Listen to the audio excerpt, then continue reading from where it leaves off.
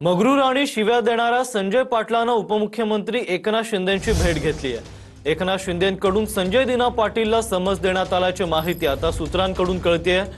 पत्रकारांना धमकावणारा संजय दिना पाटलाकडून शिंदेंसमोर दिलगिरी व्यक्त करण्यात आली आहे।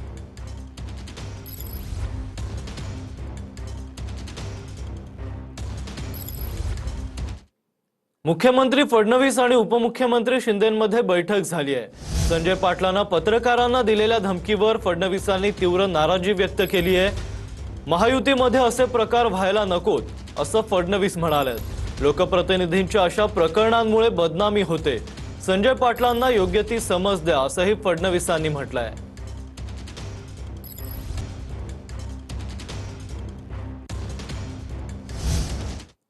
संजय पाटलाच्या नावानं सदावर्तेंनी बोंब मारली आहे। संजय पाटलांना पत्रकारांना मारण्याची धमकी दिल्यानंतर सदावर्तेही आक्रमक झालेत।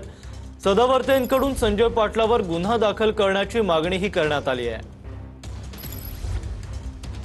संजय दिना पाटलाचा मी बोंब मारून त्यांचा निषेध व्यक्त करतो। ओ बो संजय दिना पाटलाचा मी बोंब मारून त्यांचा निषेध व्यक्त करतो। ओ बो कारण संजय दिना पाटील जे तुम्ही कृत्य केली हे नुसतं माफी नाही तर या महाराष्ट्रामधल्या तमाम पत्रकारितेला तुम्ही अर्वच्य भाषेत तुम्ही शिवीगाळ केलेली आहे आणि अक्षम्य गुन्हा आहे, संविधानिक द्रोह आहे।